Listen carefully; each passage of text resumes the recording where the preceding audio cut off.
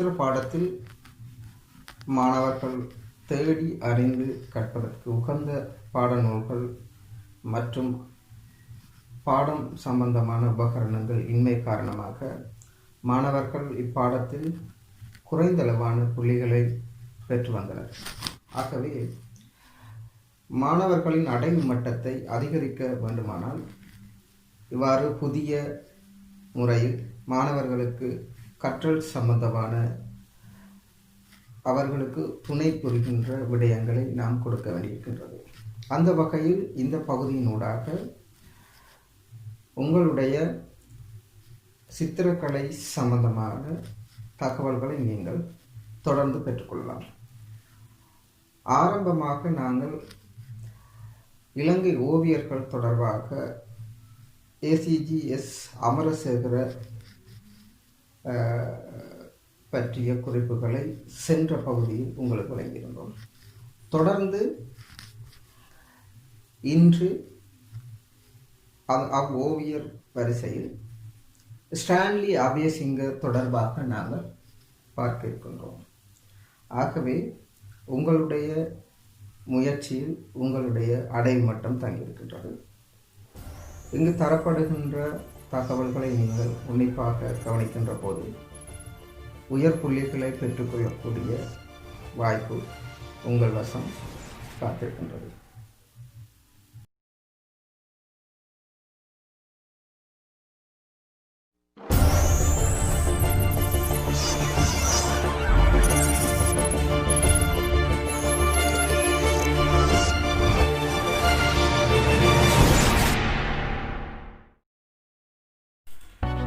இலங்கை ஓவியர்களில் நாம் இன்று பார்க்க இருப்பது ஸ்டான்லி அபேசிங்க. 1914 தொடக்கம் 1992 ஆண்டு வரையான காலப்பகுதியில் இலங்கையில் வாழ்ந்த ஒரு சித்திரக்கலைஞர்.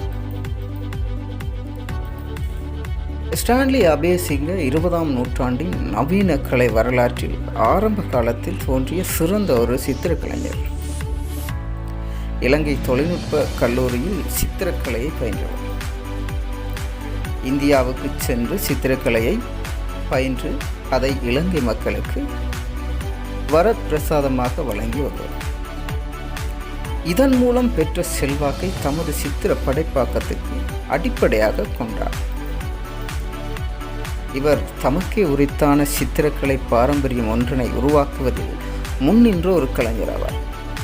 இவரது படைப்புகளில் மரபு ரீதியான கலையின் பாணி சார்ந்த வடிவங்கள், பின் மனப்பதிவாத வெளிப்பாட்டுவாத ஓவியக்கலை போக்குகள் போன்றவற்றின் வர்ண பயன்பாடு இவரது ஓவியங்களில் காணப்படுகிறது.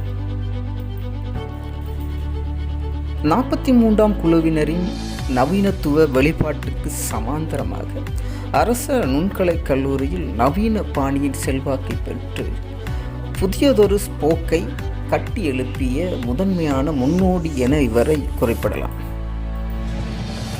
படைப்புகளின் பின்னணிக்காக கனவடிவவாத கலையின் பின்னணி வெளியினது பண்புகள் செல்வாக்கு பெறப்பட்டுள்ளமை காணப்படுகிறது. குறுகிய தடித்த கோடுகளின் பயன்பாடு இவரது ஓவிய படைப்புகளில் காணப்படும் ஒரு சிறப்பு இயல்புகளாகும். ஸ்டான்லி அபேசிங்கவினது படைப்புகள் பல.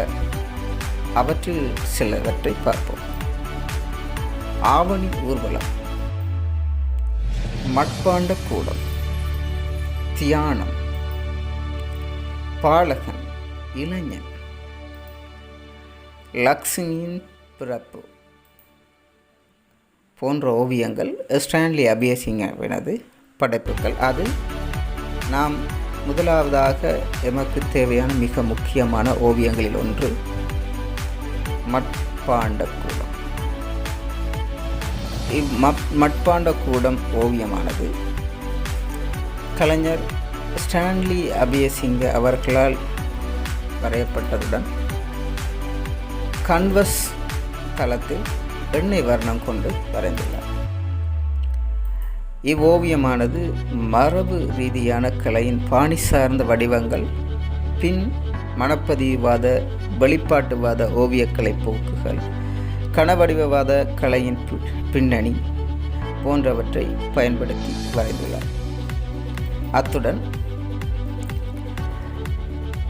இவ்வோவியத்தில் சித்திரத்தின் வெளிப்பாட்டுத் தன்மையை அழுத்துவதற்காக வெளிப்பாட்டுத் தன்மையுடன் உயிரோட்டமான நீளம் குறைவான தடித்த கருநிற கோடுகளை பயன்படுத்தி நிறப்பிரதேசங்கள் விரிவாக காட்டி வரைந்துள்ளார். இங்கு பயன்படுத்தப்பட்டுள்ள வர்ணங்கள் முகத்தில் உணர்வுகளை வெளிக்காட்டுவதற்காக இருண்ட நிறங்களுடன் பாவ வெளிப்பாடுகள் நன்கு ஒழுங்கமைத்து வர்ணங்களை பாவித்துள்ளார். அடுத்ததாக கலைஞர் ஸ்டான்லி அபேசிங்க அவர்களது ஓவியமான ஊர்வலம் பற்றி பார்ப்போமானால், இவ்வோவியம் கன்வசு தளத்தில் எண்ணெய் வர்ணம் கொண்டு வரையப்பட்டுள்ளது. இவ்வோவியத்தின் முன்பகுதி பின்பகுதி என கருதாது ஒரே தளத்தில் உருவங்கள் ஒழுங்கமைக்கப்பட்டுள்ள போதிலும் வர்ணம் தீட்டும் நுட்ப முறைக்கேற்ப முன்பகுதி நடுப்பகுதி பின்பகுதி ஆகியவற்றை நன்கு ஒழுங்கமைத்து இடப்படுத்துவதன் மூலம் சித்திரத்தின் ஆழத்தை காட்டுவதில் கலைஞர் வெற்றியடைந்துள்ளார். இவ்வோவியத்தில்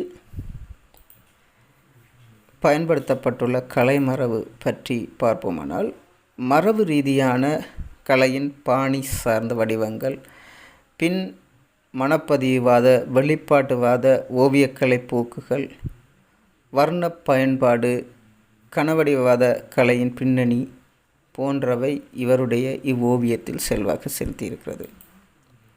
அதே நேரம் இவ்வோவியத்தில் இவர் பயன்படுத்தியுள்ள வர்ணங்கள் பற்றி பார்ப்போமானால், இவ்வோவியம் பெரும்பாலும் இருட்சாயல் வெளிச்சமான வர்ணங்கள் என இருட்டான நிலையில் வெளிச்சமான வர்ணங்களை காட்டி வெற்றிகரமாக அதனை பயன்படுத்தி இரவு காலத்தை சித்தரித்திருக்கின்றார். இவ்வோவியத்தில், அதாவது இவருடைய ஓவியங்களில் மட்பாண்ட கூடம் அத்துடன் பெரஹரா என்று சொல்லப்படும் ஊர்வலம் ஆகிய 2 ஓவியங்களும் மிக முக்கியமான ஓவியங்களாக கருதப்படுகின்றன. இவ்வோவியங்கள் காப்போத சாதாரண தர மற்றும் காப்போத உயர்தர மாணவர்களின்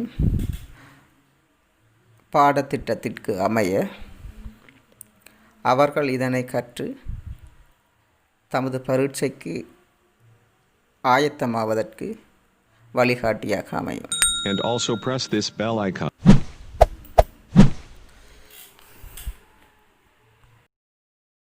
இன்று பகுதியினூடாக வழங்கப்பட்ட தகவல்களை உன்னிப்பாக அவதானித்திருப்பீர்கள் என நினைக்கின்றேன். ஆக பாதுகாப்பாக வீட்டிலிருந்து பாதுகாப்பான முறையில் கல்வியை கற்று உயர்ந்த புள்ளிகளை பெறுவதே இப்பகுதியின் நோக்கம்.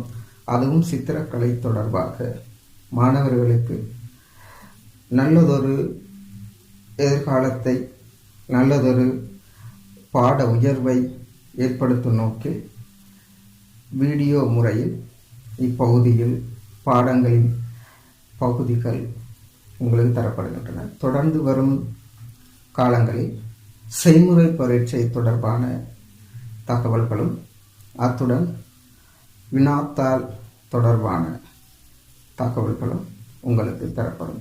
ஆகவே இப்பகுதியை நீங்கள் சப்ஸ்கிரைப் செய்து லைக் செய்து அத்துடன் கமெண்ட் பகுதியில் உங்களுக்கு தேவையான கருத்துக்களை நீங்கள் கொடுப்பீர்களானால் இப்பகுதியை நாங்கள் மேலும் விரிவாக்கம் செய்து உங்களுக்கு வேறு ஏதும் தகவல்கள் தேவைப்படும் அதையும் தர இருக்கின்றோம். அத்துடன் இப்பகுதியில் தரப்படும் தகவல்கள் இலங்கை பாடத்திட்டத்திற்கு அமைய தரப்படுகின்றது. மேலதிகமாக தேவைப்படும் நீங்கள் கேட்கின்ற போது அதனையும் தர காத்திருக்கின்றோம்.